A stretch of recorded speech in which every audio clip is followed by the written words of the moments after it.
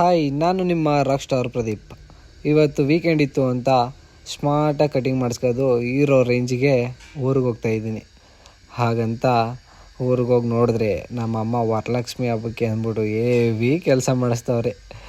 ಇವನು ಬಂದು ನನ್ನ ತಮ್ಮ. ಈ ನನ್ನ ಮಕ್ಕಳಿಗೆ ತಿಂದ್ಬಿಟ್ಟು ಮನೇಲಿ ಬೇರೆ ಏನು ಕೆಲಸ ಇರಲ್ಲ, ಇಲ್ಲಿ ಬಂದು ನಿಂತ್ಕೊಂಡು ಹೋಗೋ ಬರೋರ್ನೆಲ್ಲ ತರಲೆ ಮಾಡಿಕೊಂಡು ಪೋಸ್ ಕೊಡ್ತಿರ್ತಾರೆ ಬಡ್ಡಿ ಮಕ್ಕಳು.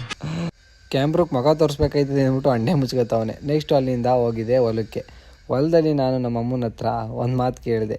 ಅವ್ರು ಏನಂತಾರೆ ಕೇಳಿ. ಒಪ್ಪಂದು ಚೈನ್ ಮಾಡ್ಸೋದಲ್ಲ, ಈಸ್ಕೊಡಿ ಅದನ್ನ ಚೈನ್ ಮಾಡ್ಸೋದಲ್ಲ ಅದ. ಹಾಂ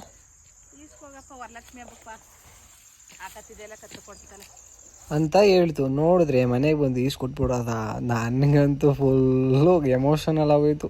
ಏನು ಅಳ್ಬೇಕಾ ನಗ್ಬೇಕಾ ಅನ್ನೋದೇ ಗೊತ್ತಾಗಲಿಲ್ಲ. ಅದೇ ಟೈಮ್ಗೆ ಈ ವಯ್ಯ ಬಂದ್ಬಿಟ್ಟು, ನಿಮ್ಮ ಮಗ ಜಿಮ್ಗೆ ಹೋದಾನಂತಲ್ಲ, ನೋಡಿದ್ರೆ ಇನ್ನೂ ಹಿಂಗೆ ಅವನೇ ಸಣ್ಣಕ್ಕೆ ಅಂತ ಆಡ್ಕೊಬಿಡೋದ.